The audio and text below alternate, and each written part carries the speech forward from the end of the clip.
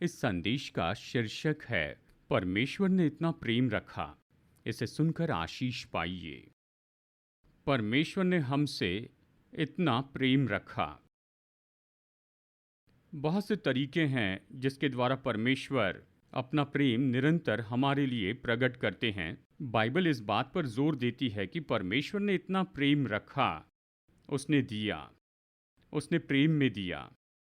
और हम इस वचन को अच्छे से जानते हैं। यूहन्ना अध्याय 3 वचन 16 और 17, लगभग इन वचनों को सभी लोगों ने सुना होगा कि परमेश्वर ने, आइए पढ़ते हैं। परमेश्वर ने जगत से ऐसा प्रेम रखा कि उसने अपना इकलौता पुत्र दे दिया, ताकि जो कोई उस पर विश्वास करे वो नष्ट न हो, नाश न हो, परंतु अनंत जीवन पाए। वचन 17, परमेश्वर ने अपने पुत्र को जगत में इसलिए नहीं भेजा कि जगत पर दंड की आज्ञा दे, परंतु इसलिए कि जगत उसके द्वारा उद्धार पाए। सामर्थी वचन है। परमेश्वर ने ऐसा प्रेम रखा कि उसने दे दिया, उसने दिया। जब हम इसे स्वाभाविक रूप में देखते हैं, हमारे लिए मानवीय रूप में, जब हम देते हैं तो कई तरीके से ऐसा है, हम उसे अपने जीवन से घटाते हैं और उसे जाने देते हैं। शायद आपका समय, आपका पैसा या आपकी दोस्ती, आप कुछ देते हैं। जब आप कुछ देते हैं तो आप उसे जाने देते हैं, ये मानो घटाना है, लेकिन ये किसी और की मदद करता है। और ये सच्चाई कि ये किसी की मदद कर रहा है, इससे आपको आनंद मिलता है। तो आप देते हैं, हालांकि आप उसे जाने दे रहे हैं। ये किसी को आशीष देता है तो आप संतुष्ट होते हैं, आप खुश होते हैं कि इस देने से किसी और का जीवन बेहतर हो गया है। ये संतुष्टि है। परमेश्वर के अनुसार परमेश्वर ने ऐसा प्रेम रखा कि उसने दे दिया, अपना इकलौता पुत्र दे दिया, कि यीशु मसीह जो अनंत काल के वचन हैं, वो महिमा से नीचे आ गए और इस पृथ्वी पर आए। और हम अपने मन से समझ नहीं सकते हैं कि परमेश्वर के लिए इसका क्या अर्थ था, कि परमेश्वर के लिए इसका क्या अर्थ था कि वो हमारे संसार में आ जाए। अब प्रभु यीशु मसीह ने हमारी मदद की कि हम परमेश्वर की बातों को समझ सके। उसने हमारे संसार की कहानियों का उपयोग किया कि आत्मिक बातों को बता सके। और एक कहानी जो यीशु ने बताई थी, हम में से बहुत से लोग इससे परिचित है। ये तो उड़ाऊ पुत्र की कहानी है। और ये एक ऐसी कहानी है जो कुछ हद तक हमें समझाती है कि परमेश्वर ने ऐसे प्रेम रखा, परमेश्वर का प्रेम। हम ये कहानी जानते, एक पिता के दो बेटे थे और जो छोटा बेटा था वो तो नियंत्रण से बाहर था। तो उसने अपना हिस्सा मांगा और वो चला गया और सारा खर्च कर दिया और बहुत ही भयानक दशा में पहुंचा। तब उसे पता चलता है कि उसने क्या किया। वो घर आने का निर्णय लेता है और उसने यही पाया कि उसके पिता इतने समय से उसका इंतज़ार कर रहे थे। वो वहाँ खड़ा था, राह देख रहा था कि घर लौटेगा। और जैसे पिता देखता है कि उसका छोटा बेटा लौट आया, और जबकि वो दूर ही था, पिता उसकी ओर दौड़ कर गया, उसे गले लगाकर उसका स्वागत करता है और आनंद मनाता है उसके वापसी का।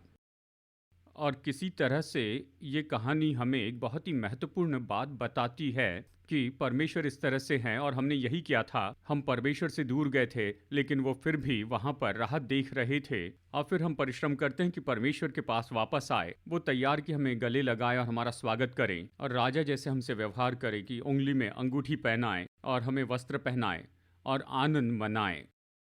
फिर भी इस कहानी में ऐसी कुछ बातें हैं जो नहीं बताई गई हैं उड़ाव पुत्र की कहानी में। तो मेरे साथ में ज़रा सोचिए, यदि वो पिता उस पुत्र को खोजने के लिए निकलता, वो गांव-गांव जाता और पूछता कि आपने मेरे एक छोटे बेटे को देखा है? तो कोई कहता मैंने इसे नहीं देखा। तो कोई कहता हाँ हाँ मैंने देखा है, जो इसी के जैसे दिखता है, वो दूसरे शहर में चला गया। तो पिता दूसरे शहर में जाता है कि आपने इस लड़के को यहाँ पर देखा है? ओ हाँ, ये कुछ दिनों पहले यहाँ पर था पर अब चला गया। तो आप कल्पना कर सकते हैं कि पिता शहर से शहर घूमता और अपने बेटे को ढूंढता। और फिर वो उसे पाता एक ऐसी बहुत ही दुर्भाग्य की स्थिति में। वो वहाँ पर था कीचड़ और गंदगी और बदबू में, सूअरों को खिला रहा है, और वो उसका बेटा है। और यदि पिता कहता, सुनो, एक ही तरीके से तुम्हें वापस लेकर जा सकता हूं, मुझे वहां पर जाना होगा। तो कल्पना कीजिए इस कहानी में यदि पिता वहां पर आ जाता जहां पर उसका बेटा था, उस गंदगी में, बदबू में, सूअरों के बिल्कुल बाजू में। बेटा, मैं चाहता हूं घर लौट आओ, वापस आओ, मैं तुमसे प्रेम करता हूं। और बेटा कहता, मैं आना तो चाहता हूं पर मैं नहीं आ सकता हूं, क्योंकि मेरे ऊपर बहुत ज्यादा कर्जा है मेरे बॉस का, मैं जिसके लिए काम कर रहा हूं, मुझ पर बड़ा कर्जा है, मैं उसे चुका नहीं सकता हूं, और जब तक मैं उस कर्जे में हूं तब तक यहां पर फंसा हूं। और पिता ने कहा, पुत्र, मैं तुझसे बहुत प्रेम करता हूं, मैं इस कर्जे को चुका दूंगा। तो वो उसके मालिक के पास में जाता है और कहता है, मेरे बेटे को कितना चुकाना है? वो पूरा चुका दिया गया है, और वो उस कर्जे को पूरी तरह से चुका देते हैं। कहते, पुत्र, तुम आज़ाद हो, चलो चले। ज़रा कल्पना कीजिए, अच्छे होटल में जाते हैं, उसे अच्छे वस्त्र पहनाते और उसका उत्सव मनाते। ये खोए हुए भाग तो सच में परमेश्वर की कहानी का अंश है। परमेश्वर ने प्रेम रखा। परमेश्वर बहुत प्रेम रखते हैं आपसे और मुझसे। परमेश्वर के प्रेम की कहानी में यही तो होता है। परमेश्वर हमारे पीछे आते हैं, चाहे हम कहीं पर भी भटक गए हो, चाहे हम कहीं पर भी चले गए हो, वो हमें खोजते हुए आते हैं। हम तो भेड़ के समान भटक गए थे, पर परमेश्वर हमारे पीछे आते हैं। यीशु ने कहा, मैं खोए हुओं को बचाने और उनका उद्धार करने आया। वो हमारे पास आए, हमारी खोई हुई दशा में, हम जहां भी थे वो वहां पर आए, उसमें उसने कदम रखा। और फिर भी यह आसानी से नहीं हुआ। बड़ा कर्ज था जो आप पर और मुझ पर था, पाप का कर्ज। एक पाप ही काफ़ी था कि किसी भी व्यक्ति को भेज दे ऐसी जगह पर जहां वो परमेश्वर से अनंत काल के लिए दूर हो जाएगा, नरक में जाएगा। क्योंकि परमेश्वर इतने पवित्र हैं, और हम सब ये कह सकते हैं, मैंने एक से ज़्यादा पाप किए हैं, बहुत किए, विचार, शब्दों और कर्मों में परमेश्वर के विरुद्ध में। जो परमेश्वर को प्रसन्न नहीं करता वही किया। और हम सब पर ये बड़ा कर्जा है, आत्मिक कर्जा है। और परमेश्वर आकर कहते हैं कि मैं उससे निपट लूंगा, क्योंकि ये ऐसा कर्जा है जो आप नहीं चुका सकते। यह असंभव ऐसा कर्जा है, कोई और आकर आपके लिए उसे चुका नहीं सकता है। मैं इससे निपट लूंगा। और उसने बिल्कुल ऐसे ही किया। परमेश्वर के प्रेम में वो हमारे लिए मरे, वो अपने प्रेम में हमारे लिए मरे। और बाइबल हमें बताती है रोमियो 5:8 में, परंतु परमेश्वर ने अपने प्रेम की भलाई इस रीति से प्रकट की कि जब हम पापी ही थे तभी मसीह हमारे लिए मरा। ये तो पुरानी कहानी है, अच्छा है कि हम इसे फिर दोहराए। जबकि हम पापी ही थे, मसीह हमारे लिए मरा। जबकि हम वहां पर थे, उस गंदगी में, दलदल में, बुराई में, हम पर ऐसा कर्जा था जिसे हम दूर नहीं कर सकते थे। यीशु आए और वो क्रूस पर मर गए। उसने अपना लहू बहाया, हमारे सारे पाप उस पर डाल दिए गए। और जब कर्जा पूरा चुका दिया तो कहा, ये पूरा हुआ, हो गया, ये काम पूरा हुआ। तो उसने हमारा कर्जा चुकाया। पहला यूहन्ना 4:9-10 कहता है, प्रेम इसमें नहीं कि हमने परमेश्वर से प्रेम किया, पर इसमें है कि उसने हमसे प्रेम किया और हमारे पापों के प्रायश्चित के लिए अपने पुत्र को भेजा। तो परमेश्वर ने हमारे लिए अपने प्रेम की महानता प्रकट की। वो हमारे लिए मरे, प्रभु यीशु मसीह हमारे लिए मरे उस क्रूस पर। यह परमेश्वर के प्रेम को बहुत ही ऊंचे रूप में प्रकट करना है। उसने कहा, मैं और कुछ नहीं कर सकता कि तुम्हें दिखाऊं कि मैं तुमसे कितना प्रेम करता हूं। मैं तुमसे इतना प्रेम करता हूं कि मैं तुम्हारे पापों को अपने ऊपर ले लेता हूं ताकि तुम्हारा कर्ज चुका दूं। उसने उसे चुका दिया। तो इसका परिणाम क्या हुआ? आज बाइबल बताती है कि वो हमें अपने प्रेम में ढांकते हैं, वो हमें अपने प्रेम में ढांकते हैं। प्रेरित पौलुस हम पर सामर्थ्य रीति से प्रकाशन प्रकट करता है। इफिसियों अध्याय 1 वचन 4, 5 और 6 में कहता है, जैसा परमेश्वर ने हमें जगत की उत्पत्ति से पहले उसमें चुन लिया कि हम उसके निकट प्रेम में पवित्र और निर्दोष हो, और हमारे लिए पहले से ठहराया कि हम उसके लेपालक पुत्र या पुत्री हो, जिसे उसने हमें वचन 6 उसने हमें उस प्रिय में सेंत में दिया। तो उसने हमारे लिए क्या किया? उसने हमें उसके निकट प्रेम में पवित्र और निर्दोष बनाया। तो आप उसके प्रेम से ढांके गए हैं, उसके प्रेम से ढाके गए। आप परमेश्वर के सामने खड़े हैं पवित्र और निर्दोष के रूप में। परमेश्वर आपकी ओर दोष लगाने की आंखों से नहीं देखते, न्याय की आंखों से नहीं देखते हैं, वो आपकी ओर देखते हैं। सच तो यह है कि आप उसके प्रेम से ढाके गए हैं, वो आपको पवित्र और निर्दोष देखते हैं, क्योंकि प्रभु यीशु मसीह यानी परमेश्वर के पुत्र ने हमारे सारे पापों से हमें शुद्ध किया। आमीन। और वचन 7 कहता है, उसने प्रिय में हमें स्वीकार किया है। वचन 6, उसने अपने प्रिय में हमें स्वीकार किया है। आपको स्वीकार किया गया है। परमेश्वर की दृष्टि में आपका स्वागत है। परमेश्वर की उपस्थिति में आस्था हमारे लिए कभी नहीं कर सकती है, केवल यीशु का क्रूस कर सकता है। आमीन। तो परमेश्वर ने ऐसा प्रेम किया, उसने दाम चुकाया। आज वो ढांक लेते हैं आपको और मुझे अपने प्रेम से और कहते हैं, तुम्हारा स्वागत है, मैं तुम पर दोष नहीं लगाऊंगा, तुम मेरी नज़रों में पवित्र हो, तुम मेरी नज़रों में निर्दोष हो, तुम मेरी नज़रों में स्वीकार किए गए हो। ये परमेश्वर का प्रेम है। आज मेरी प्रार्थना यही है कि हम में से हर एक व्यक्ति इसे समझ ले। आपको परमेश्वर की उपस्थिति में जाने के लिए कुछ कमाना नहीं है, उसने आपके लिए कर दिया है। आमीन। आप पवित्र हैं, आप निर्दोष हैं, आप स्वीकार किए गए हैं, आपका स्वागत है। वो अपने प्रेम से आपको ढांक लेते हैं। और केवल इतना ही नहीं कि वो हमें प्रेम से ढांकते ही नहीं, लेकिन अपने प्रेम से हमें थाम लेते हैं। आप इसे समझ लीजिए। तो ये क्रिसमस का समय है और बहुत सा उत्सव मना रहे हैं। उत्सव मनाया जाता है, लेकिन फिर भी ऐसे इस समय में हो सकता है कि हम में से कोई सबसे चुनौती के समय से जा रहा हूं अपने जीवन में। ये दर्द हो सकता है, या बीमारी हो सकती है, या हो सकता है आर्थिक मुश्किलें, या वैवाहिक मुश्किलें, या फिर घर में समस्या हो सकती है। बहुत कुछ हो सकता है और आसपास तो उत्सव मनाया जा रहा है, लेकिन फिर भी कुछ लोग इन मुश्किलों से होकर जा रहे हैं। और आज सुबह आप यहाँ पर बैठे हैं, क्रिसमस का उत्सव मनाया जा रहा है, फिर भी आपके अपने जीवन में दर्द है, चोट है और संघर्ष है। तो इससे आप कैसे निपटेंगे? खैर, प्रेरित पौलुस ने इन शब्दों में कहा। रोमियो अध्याय 8 में वचन 35, 36 और 37 में वो ये कहता है, कौन हमको मसीह के प्रेम से अलग करेगा? कौन अलग करेगा? क्या क्लेश या संकट या उपद्रव या अकाल या नंगाई या जोखिम या तलवार? कहता है, तेरे लिए हम दिन भर घात किए जाते हैं, हम वध होने वाली भेड़ों के समान गिने जाते हैं। यानी यदि मैं ऐसी परिस्थिति में हूँ जहाँ पर मैं वध किए जाने वाली भेड़ के समान हो जाता हूँ। वचन 37, परंतु इन सब बातों में हम उसके द्वारा जिसने हमसे प्रेम किया है जयवंत से भी बढ़कर हैं। परमेश्वर के प्रेम की पहचान,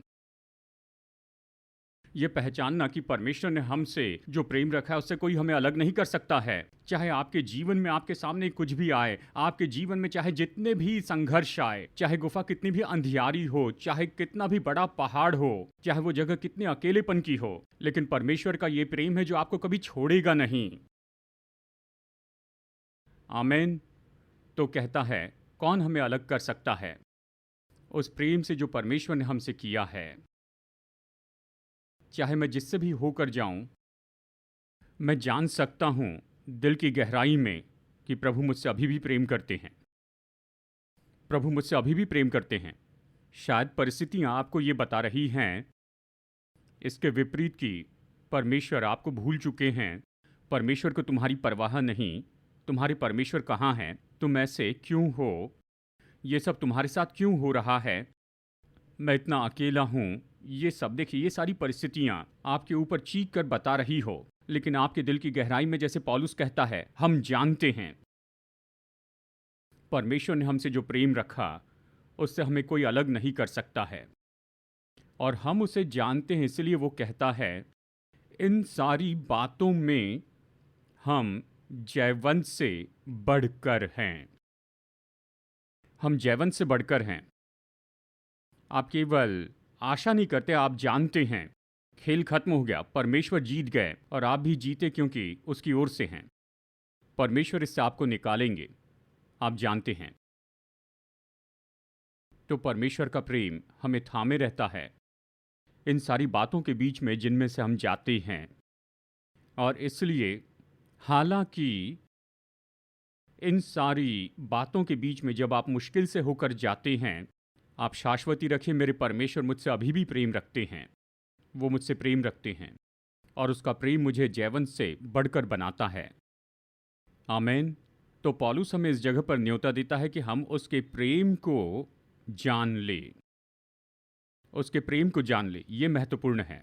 वो विश्वासियों के लिए प्रार्थना करता है। ये इफिसियों 3 में कहता है, मैं प्रार्थना करता हूं कि तुम जानो कि उसकी चौड़ाई और लंबाई और ऊंचाई और गहराई कितनी है, और मसीह के उस प्रेम को जान सको जो ज्ञान से परे है। मतलब ये प्रेम जो मैं चाहता हूं कि तुम समझ लो, हालांकि ये तो समझ से परे है। मैं चाहता हूं तुम समझ लो, हालांकि ये तो समझ से परे है। ये ऐसा प्रेम है जो प्रेम से भी गहरा है। ये ऐसा प्रेम है तुम इसे अनुभव से जान सकते हो, हालांकि शब्दों में बयान नहीं कर सकते। मनुष्यों के शब्दों में इसे पूरी तरह से किसी को समझा कर नहीं बता सकते। परमेश्वर आपसे प्रेम करते हैं, इसका आपके लिए क्या अर्थ है कि परमेश्वर से प्रेम किया जाए और स्वीकार किया जाए, शायद शब्दों में बयान न करें, शायद आप इसे गीत में नहीं रख सकते हैं, लेकिन आप अपने हृदय में जानते हैं परमेश्वर ने आपसे जो प्रेम रखा है ये तो बिल्कुल असीम है। ये तो बयान से बाहर है। ये ऐसा अटूट प्रेम है जो कभी हिलाया नहीं जा सकता। इस पर कोई रोक टोक नहीं है और इस पर कोई सवाल नहीं है। इस तरह का प्रेम परमेश्वर ने आपके लिए रखा है। आमीन। वो कहते हैं, मैं चाहता हूं तुम इसे जानो। जब आप ये जानेंगे, परमेश्वर मुझसे प्रेम रखते हैं, आप इसे बता नहीं पाएंगे, पर यह संतुष्ट करेगा। आमीन। संतुष्ट करेगा। यह ऐसी जगह है जहां मैं विश्राम कर सकता। यह ऐसी जगह है जहां परिपूर्ण महसूस करते हैं। मैं अक्सर इसे कहता हूं, या विवाह में मैं अक्सर इसे कहता हूं, जीवन साथी तो आपके सहायक है और केवल परमेश्वर परिपूर्ण है। परमेश्वर आपको परिपूर्ण कर सकते हैं। अपने जीवन साथी की ओर न देखें कि परिपूर्ण हो जाए। आमीन। आपको परिपूर्ण करने के लिए परमेश्वर की ओर देखिए। पत्नी आपको सहयोग देती है। आमीन। इसी तरह देखिए, मेरा विवाह ऐसा हो जिसकी मैंने अपेक्षा की थी कि ये हो वो हो। मैं पिछले हफ्ते इस पर काम करते जा रहा था। ओह, कुछ परिवार बीमारी से जा रहे हैं, कुछ वैवाहिक समस्याओं से जा रहे हैं। मैंने कहा, प्रभु ये क्रिसमस का सप्ताह है और वो इनसे जा रहे हैं। मैंने सुना कि पत्नी अकेलापन महसूस करती है, ये और वो। हमें समझना होगा, केवल परमेश्वर का प्रेम हमें परिपूर्ण कर सकता है। आमीन। ये परमेश्वर का प्रेम है। उस प्रेम में आप अपनी परिपूर्णता पाते हैं, आप अपनी संतुष्टि पाते हैं। तो आपको और मुझे उस जगह पर आना चाहिए, परमेश्वर के प्रेम में। पौलुस कहता है, मैं चाहता हूं कि तुम इस प्रेम को जान लो। चाहता हूं इस प्रेम को जान लो कि ये कितना गहरा, चौड़ा और ये कितना महान है। और जब आप इस प्रेम को जानेंगे तो ये हमें इस अगले कदम में ले जाएगा। हम इस प्रेम को दर्शाते जाएंगे और प्रेम करेंगे। यूहन्ना ने सरल रूप में लिखा, पहला यूहन्ना 4:19, हम इसलिए प्रेम करते हैं क्योंकि पहले उसने हमसे प्रेम किया। बहुत सरल है। परमेश्वर से क्यों प्रेम करते हैं? क्योंकि उसने पहले मुझसे प्रेम किया है। मैंने स्वाद लेकर देखा है कि वो भले हैं। मैंने उस प्रेम का अनुभव किया है और जब आप उस प्रेम का अनुभव करते हैं जो परमेश्वर ने आपके लिए रखा है, तो और कुछ नहीं कर सकते, बस उससे प्रेम करते हैं। प्रभु आपसे प्रेम करता हूं। आमेन। हम उससे प्रेम करते हैं क्योंकि उसने पहले हमसे प्रेम किया। हम प्रार्थना करने वाले हैं। जानते हैं, यानी कई साल पहले किशोर अवस्था में मैं स्कूल में प्रचार के लिए जाता था। हमारे पास वर्शिप टीम वगैरह नहीं थी और मैं अच्छे से गीत नहीं गा पाता था। तो मैंने एक छोटी ट्रिक की। वो एक पुराना कोरस था, oh how I love Jesus because he first love me. 2 line बहुत ही सरल। तो मैंने बच्चों को वो सिखाया और मैं बस ये गीत गाना शुरू करता और वो सब गाते थे। Oh how I love Jesus, oh how I love Jesus, oh how I love Jesus because he first love me. उन दिनों में इन सभाओं को मैं ऐसे शुरू किया करता था और बस गाता ये 2 लाइन, ये शाश्वती देते। हम क्यों यीशु से प्रेम करते हैं? क्योंकि उसने पहले हमसे प्रेम किया। तो हम उसकी आज्ञा मानते हैं क्योंकि उसने पहले हमसे प्रेम किया। हम उससे प्रेम करते हैं, उसकी सेवा करते हैं क्योंकि उसने पहले हमसे प्रेम किया, तो हम उससे प्रेम करते। हम उसकी आराधना करते हैं क्योंकि उसने पहले हमसे प्रेम किया और हम उससे प्रेम करते, इसलिए हम उसकी आराधना करते हैं। हम जो भी करते हैं ये तो प्रत्युत्तर है हमारे लिए उसके प्रेम का। आमेन। और अंत में परमेश्वर ने इतना प्रेम रखा, जब हम उस प्रेम का अनुभव करते हैं, इस कारण हम दूसरे लोगों से प्रेम रखना चाहते हैं। आमेन। मैं जानता हूं कई बार लोग कठोर होते हैं, कठोर काम करते हैं और कुछ कठोर बोलते हैं, लेकिन फिर जब हम परमेश्वर के प्रेम को जानते हैं तो हम उस प्रेम को प्राप्त करने वाले होते हैं। तो हम और कुछ नहीं कर सकते, बस दूसरों से प्रेम करते हैं। यदि परमेश्वर ने हमसे इतना प्रेम रखा तो मैं दूसरों से उसी तरह के प्रेम से प्रेम कर सकता हूं। पौलुस कहता है प्रेम को छोड़ और किसी का कर्जदार ना हो। प्रेम। यूहन्ना लिखकर कहता है, पहला यूहन्ना अध्याय 3 वचन 16 में वो इस तरह से कहता है, हमने प्रेम इसी से जाना कि उसने हमारे लिए अपने प्राण दे दिए और हमें भी भाइयों के लिए प्राण देने चाहिए। तो जब हम प्रेम को जानते हैं, परमेश्वर के प्रेम का अनुभव करते हैं, तो हम इस तरह से सोचने लगते हैं, उसने मेरे लिए अपना प्राण दे दिया तो मैं भी दूसरों के लिए अपना प्राण दे दूंगा। परमेश्वर के प्रेम का अनुभव हमें इतना बदल देता है कि हम दूसरों के लिए अपना प्राण देने को तैयार होते हैं। परमेश्वर का प्रेम हमें यही करने में अगुवाई करेगा। पौलुस इफिसियों 5 में लिखकर कहता है, और प्रेम में चलो जैसे मसीह ने भी तुमसे प्रेम किया और हमारे लिए अपने आप को सुखदायक सुगंध के लिए परमेश्वर के आगे भेंट करके बलिदान कर दिया। वैसे प्रेम करे जैसे प्रभु ने किया। मसीह ने मुझसे प्रेम किया, इसलिए मैं दूसरे लोगों से प्रेम करूंगा। मैं वो प्रेम दिखाऊंगा। उसने मुझे क्षमा किया ताकि मैं दूसरों को क्षमा करूं। वो मुझसे प्रेम करते हैं कि मैं दूसरों से प्रेम कर सकूं। और हम यही तो करते हैं। परमेश्वर ने ऐसा प्रेम किया, उसने मेरे कर्जे चुका दिए। उसने मुझे इस जगह पर लाया जहां मुझसे प्रेम किया गया और उसकी उपस्थिति में मुझे स्वीकार किया गया है। वो मुझे इस जगह पर लाया जहां मैं जानता हूं कि मुझे कोई भी अलग नहीं कर सकता है उस प्रेम से, और मैं उस जगह पर हूं जहां मैं जानता हूं कि प्रभु मुझसे प्रेम करते हैं। बदले में मैं उससे प्रेम करता और मेरे आसपास के लोगों के लिए वही प्रेम मैं देता हूं। आमेन। परमेश्वर का प्रेम आज आपके लिए क्या मायने रखता है? क्या आपने परमेश्वर के प्रेम का अनुभव किया है? क्या आप ऐसी जगह है जहां आप जानते हैं कि परमेश्वर ने आपसे इतना प्रेम किया है क्या आप ऐसी जगह पर हैं जहां आप जानते हैं क्योंकि परमेश्वर ने आपसे प्रेम किया इसलिए वो आपको कभी नहीं छोड़ेंगे, वो आपको कभी नहीं त्यागेंगे? क्या आप उस जगह पर हैं जहां आप उस प्रेम को प्रकट कर सकते हैं प्रभु के लिए? प्रभु, मैं आपसे प्रेम करता हूं, मैं जानता हूं आप मुझसे कितना प्रेम करते हैं। क्या आप उस जगह पर हैं जहां आप लोगों से प्रेम कर सकते हैं क्योंकि आपने उसके प्रेम का इस तरह से अनुभव किया है? मैं चाहता हूं कुछ पल आप इसके बारे में सोचते जाइए, इस पर विचार करें। शायद आप लोग जो यहाँ नए हैं, आप यहाँ पर आए हैं, आप केवल यहाँ मेहमान हैं। आज आपके दोस्त ने आपको न्योता दिया है। यही तो बाइबल का संदेश है। परमेश्वर ने आपसे इतना प्रेम किया कि उसने यीशु को भेजा कि अगर आप उस पर विश्वास करें तो आप मरेंगे नहीं, परंतु आप अनंत जीवन पाएंगे।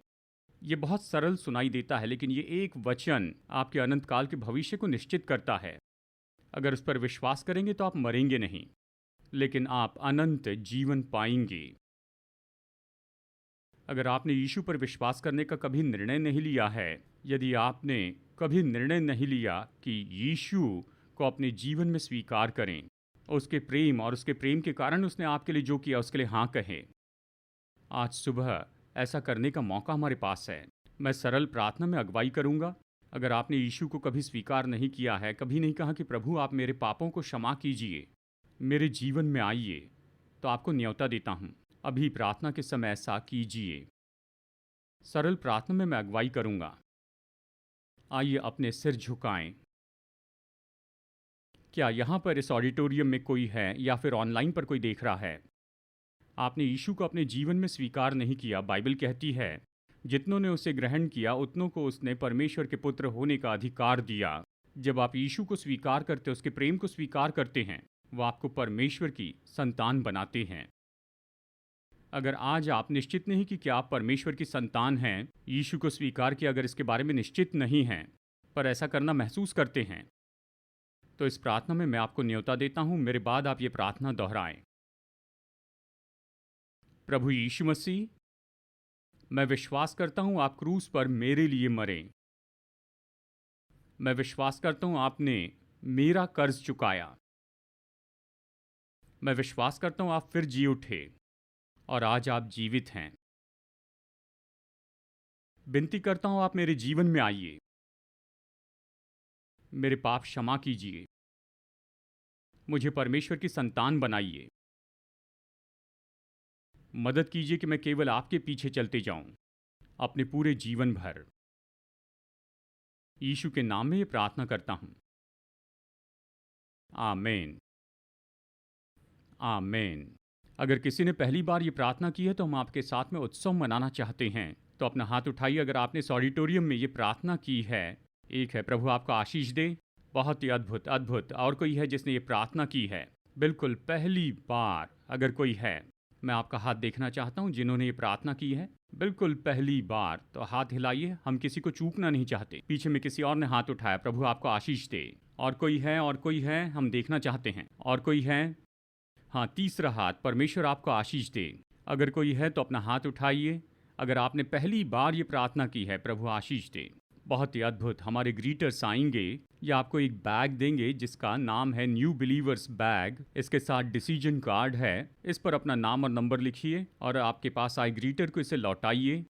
चर्च ऑफिस से कोई आपको फ़ोन करेगा और आपका मार्गदर्शन करेगा कि इस बैग के स्रोतों का कैसे उपयोग करें। और ये हमारा सौभाग्य होगा कि आपकी आत्मिक यात्रा में हम आपकी मदद करें। जो ऑनलाइन देख रहे हैं, आप हमारी चर्च की वेबसाइट पर जा सकते हैं। इस URL पर जाइए, apcwo.org/ftv नाम लिखिए और ये हमारी मदद करेगा कि हम आप तक पहुंच सके। या ईमेल कीजिए contact@apcwo.org पर, और हम ईमेल के द्वारा आपकी मदद करेंगे और इस निर्णय में आपका मार्गदर्शन करेंगे। प्रभु के प्रेम के बारे में सोचते जाइए। परमेश्वर ने आपसे इतना प्रेम किया, और परमेश्वर का प्रेम इस क्रिसमस के समय हमें प्रोत्साहित करें।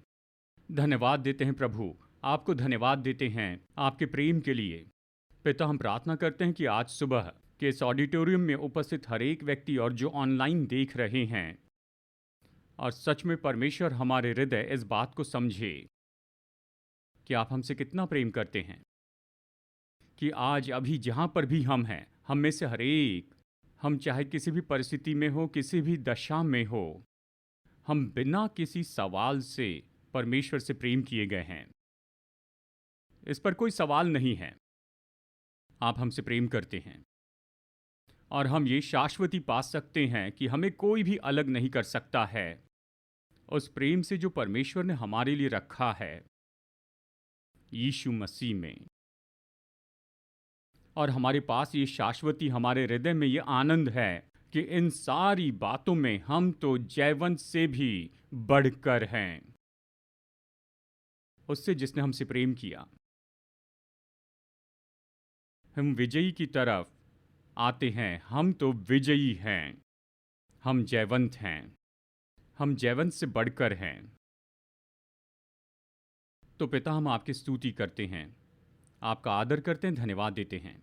हम प्रार्थना करते हैं कि पवित्र आत्मा की सामर्थ हमें सामर्थ्य दे, हमें से हर एक के जीवन में जैसे हम आगे बढ़ते जाते हैं। धन्यवाद, आप हमें लेकर चलते हैं, बल देते हैं, सामर्थ्य देते हैं और हमारी अगुवाई करते हैं। प्रभु, हम आपके सामने खड़े हैं ये जानते हुए कि हम पवित्र हैं और हम निर्दोष हैं और हमें स्वीकार किया गया है उस प्रिय में, यीशु मसीह में।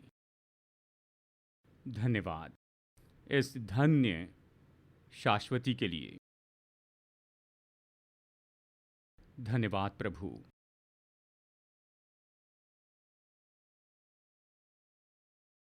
आपकी स्तुति करते हैं, आपका आदर करते हैं।